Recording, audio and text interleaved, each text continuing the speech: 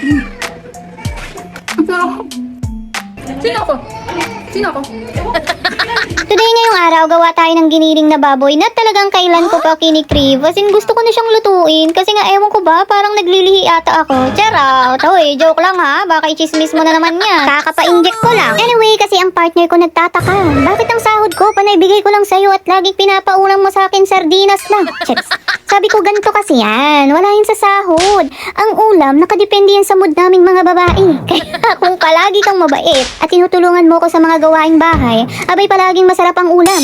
Pero kung hindi, ay, magtuyo kayo dyan. Bahala kayo sa buhay nyo. Malalaki na kayo. Kayo na magluto. Diba? Simple as that. Diba mga mima? Appear.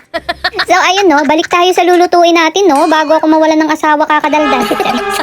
So, today, ang ingredients natin ay syempre giniling na baboy. Carrots, patatas, bell pepper, sibuyas, bawang, at syempre hindi mawawala ang paborito kong itlog pugo. Alam niyo itlog pugo, parang accessory yan ng giniling eh. Pwede namang wala, pero mas cute pag meron, di ba?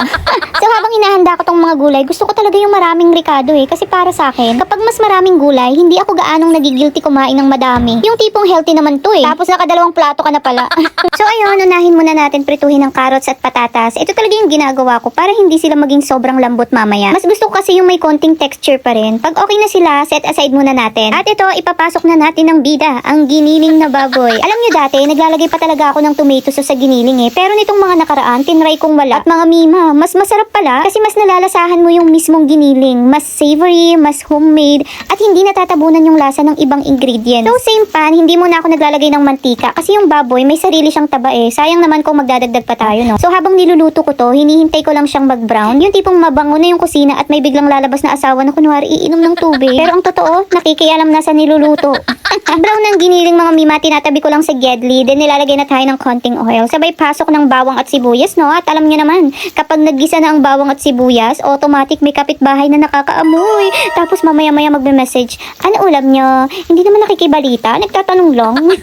Charo. Then imekos-mekos na natin lahat, no? At maglagay na tayo ng mga pampalasa. Ilagay na natin yung oyster sauce, isang pork cube, konting nor liquid seasoning, yung spicy ha. Kasi mga mima, ito talaga yung nagbibigay ng extra sarap. Yung may kick, ganun. Tapos ibabalik na natin ang carrots at patatas na ipinahinga lang natin sandali. Sunod ang bell pepper. Grabe yung kulay nito. Parang ang social tuloy tingnan ng giniling natin. May paprika din ako nilagay, konting garlic powder, at syempre yung sikreto ng maraming nanay, konting asukal. Hindi para gawing matamis ha, pampabalanse lang ng lasa. Minsan kasi yung simpleng konting sugar, yun yung difference ng masarap. At yung ano recipe mo dito, diba? Lagyan natin ng tubig, huwag masyadong madami, yung sakto lang para magkaroon lang ng masarap na sauce. Tapos syempre dahon ng laurel. Alam niyo yung laurel, parang nanay yan eh. Tahimik lang sa gilid pero malaki ang contribution.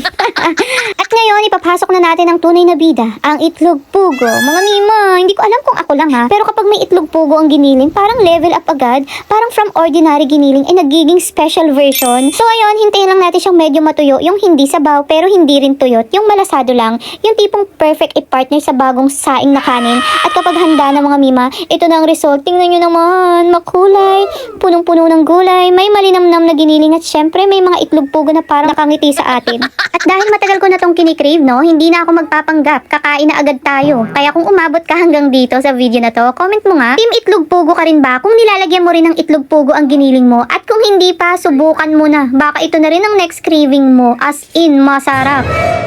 Sino ako? Sino ako? Lapit. Masarap hindi. Masarap hindi.